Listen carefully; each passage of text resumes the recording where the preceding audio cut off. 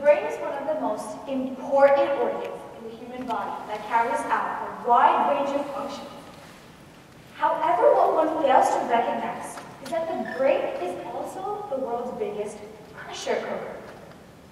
Every day, there's something cooking up in it, whether it's a major test to worry about, preparing for a presentation, getting into a good college, or just not failing at life in general.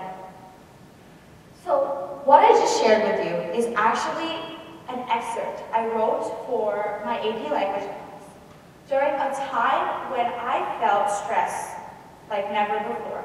And that's basically because, well, I'm in my junior year of high school, and my teacher had us reflect on this. And towards the end of this assignment, I found myself asking so many questions. When is the right time to blow off some steam? When will the pressure be released? When will the mind be clear and free? This tension has burdened everyone's brains with overheat and never ceases to simmer down. Not in my peers, not even in me. This assignment, when I wrote it, I realized how much stress actually controls our lives. I mean, let's think about this. Every day, we're almost always worried about something. It could be as simple as, did I forget my lunch today? I mean, it's random, but like, it's still something you're worried about. To something as serious as, am I going to get this job? The point is the stress is there. It's always going to be there. However, what is the science behind the stress that we face on a daily basis? Let's go back to talking about the brain. So when a person is stressed out, one of the first things that happens within our brains is that there's a signal sent to the hypothalamus, which in turn sends a signal to our pituitary gland, which is located at the base of our brain. And this pituitary gland basically activates our adrenal glands, and that releases stress hormones. And these stress hormones include adrenaline, norepinephrine, and cortisol. So why are they important? These stress hormones are actually important in the sense that they alter the way our organs and systems function in a stressed out situation. Next, we have our heart.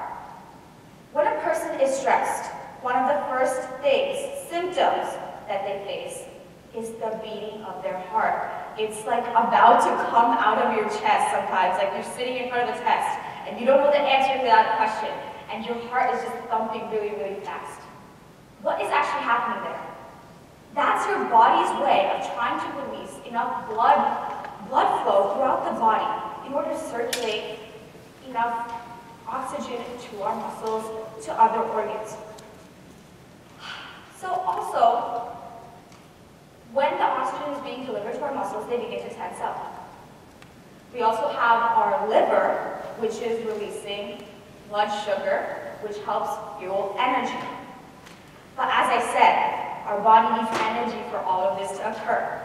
So where does that come from? To my AP bio peers, this is your adenosine triphosphate. And in order for all of this energy to be put into the way our systems handle it, we have our rate of digestion in our stomach and intestines actually decreases. So now we have an excess amount of energy that's being helped power the other systems in a stressed out situation. And we also have something that deodorant fails to mask the effects of: sweat glands. And I'm not talking about the sweat that we use to cool off after a workout. It's actually the stress that,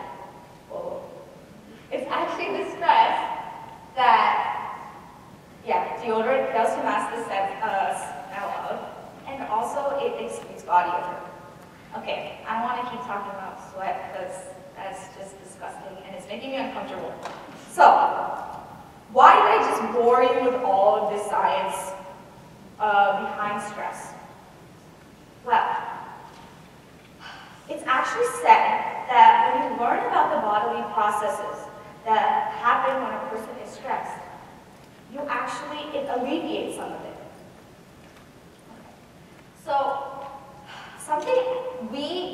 people of the real world. For high schoolers, constantly face is continuous amount of stress. So every single day, there's something that's bothering us. Case in point, a few weeks ago, I am doing homework. It's around 11:57 p.m. at night. I am checking my Schoology, which is the forum where we turn in our homework assignments. And we are in my physics classroom, and my physics teacher assigns a lot of homework, and I'm looking, and there's an assignment at 11:59 p.m.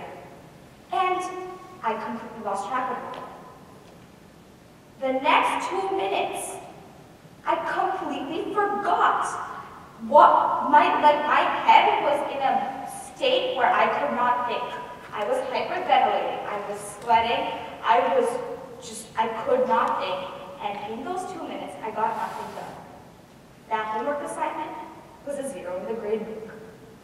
Why? Because I did not react to my stress.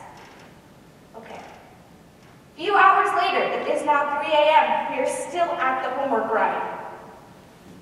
And then I check my AP Bio presentation, which I'm about to give in a few hours, and my group hasn't done any of their work. I did all my work, and my group hasn't done any of it.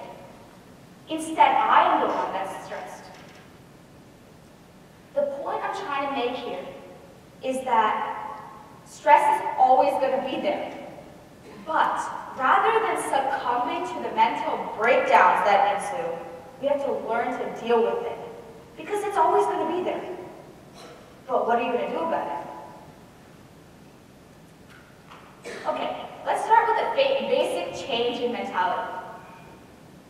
So, the reason why we're stressed is because often it's like we're faced with a problem. What you need to realize is that there's always going to be some sort of solution to that problem. Get that in your head, because if you find that solution, you're set. There's no need for stress. So, we basically have to empower ourselves to work to find that solution rather than getting distracted by all the stress that's hoarding us. Next.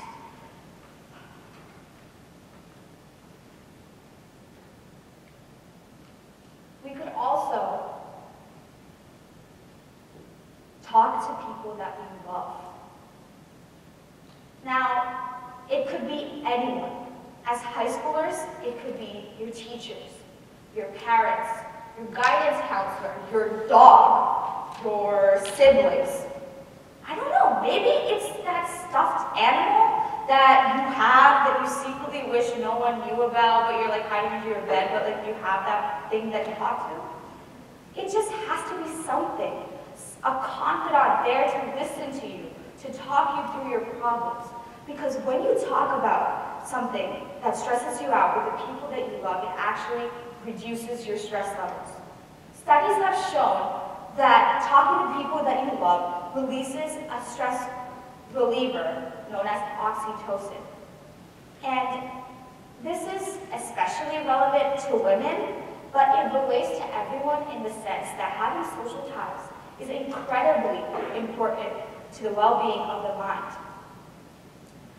Next, something we as humankind commonly believe in the misconception of is that when you constantly work at something with no break, just constantly at a task, just keep doing it, no break, you're gonna get that task done. Ha! You're wrong. So, when you don't take breaks, your productivity actually decreases.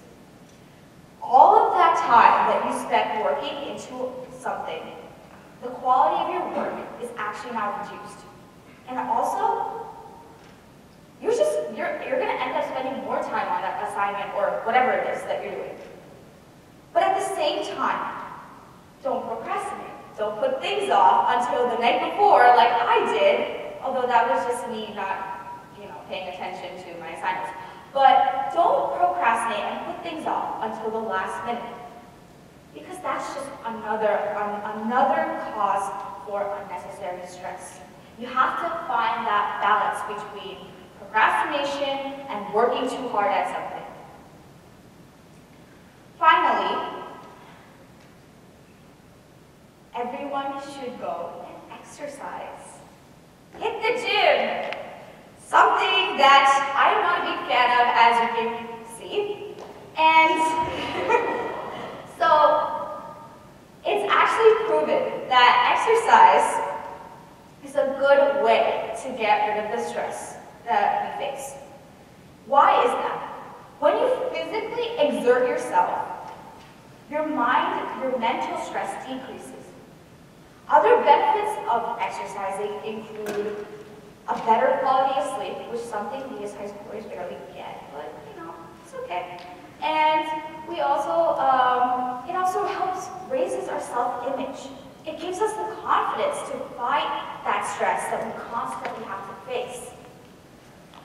Okay, so now I can stand here and list all the different ways we can deal with stress, whether it's like lighting a candle, or listening to Beethoven, Berlitz, Mozart, I don't know. But that's not going to help. Each individual person is different in the sense that they have to find the way that works for them. It's unique to you. In other words, to each their own. So now I ask you this.